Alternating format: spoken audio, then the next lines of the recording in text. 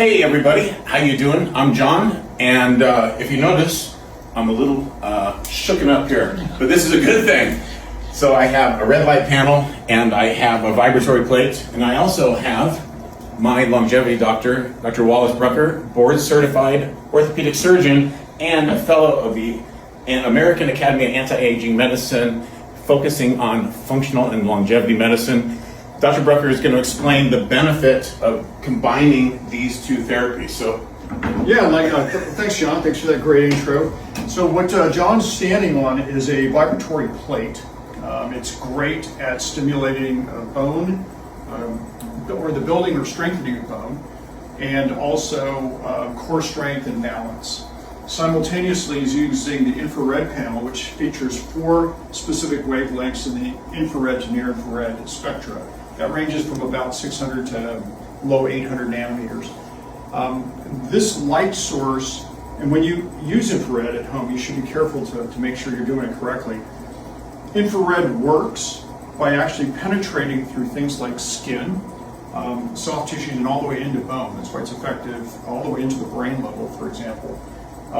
We'll use it for our athletes because it helps mitigate the inflammation of post-workout. It aids in recovery of muscle, rebuilding of the muscle, but most importantly, the infrared light actually activates a portion of the electron transport chain, which is responsible for the creation of ATP. ATP is crucial and vital for the proper performance of cells, whether they're muscle cells, bone cells, whatever. The specific wavelengths allow that effect to occur either directly by manipulation of the DNA or indirectly by triggering the manipulation of DNA. It gets complicated. The end result is the same. you know, Doc, I was wondering if we could ask, or you could explain one more thing. Sure.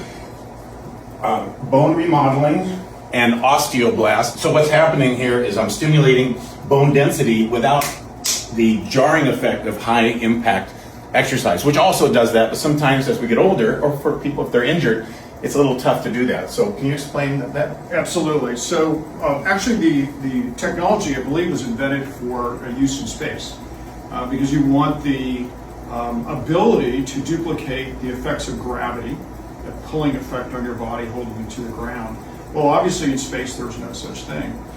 Our body, when it's not taxed, in this case the bone, will start to thin because it sees that non-use as an opportunity to kind of cut back on supplying those body systems with the energy and nutrients you would normally use.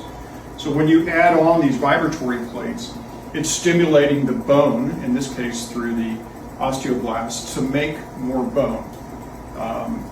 The net effect is you minimize the chance of developing osteopenia, or thinning of the bone, or osteoporosis, where it gets so thin you actually kind of think of it as holes in the bone.